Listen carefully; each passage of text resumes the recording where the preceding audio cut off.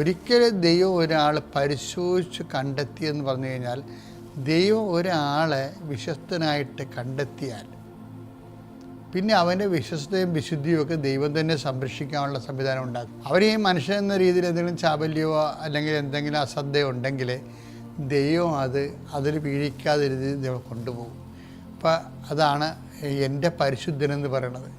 എൻ്റെ പരിശുദ്ധൻ അഴിഞ്ഞു പോകാൻ അനുവദിക്കത്തില്ല. ബൈബിളിലെ ഏറ്റവും രസകരമായ വാക്കാണ് സങ്കീർത്തനങ്ങൾ 16:10.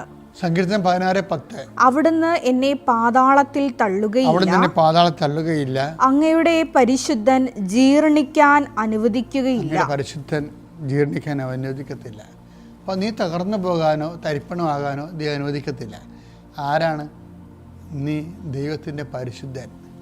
അപ്പോൾ പരിശുദ്ധൻ എന്ന് പറഞ്ഞാൽ ആരാണ്? ഉടമ്പടിയോട് വിശ്വസ്ത പാലിക്കുന്നവൻ. ഉടമ്പടി വിശുദ്ധ പാലിക്കുന്നവൻ. നീ അവരെനിക്ക് കെണികൾ വെച്ചു, ഞാൻ ഇടത്തോട്ട് തിരിഞ്ഞു നോക്കി, ഇനി അറിയുന്നവരാരുമില്ലെന്ന് പറഞ്ഞില്ലേ? കെണികൾ വെക്കാൻ പോലും നീ അനുവദിക്കത്തില്ല.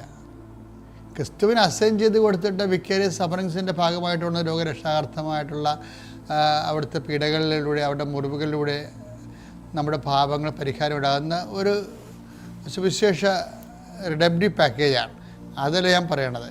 മറിച്ച് നമ്മൾ തന്നെ കർത്താവിൻ്റെ വിശ്വസ്തനായി നിന്നാൽ വിശ്വസ്തന് വീഴ്ചയില്ല. വീഴ്ച വന്നാൽ കർത്താവ് താങ്ങും. പിതാവിൻ്റെയും പുത്രൻ്റെയും പരിശുദ്ധാത്മ നാമത്തിൽ.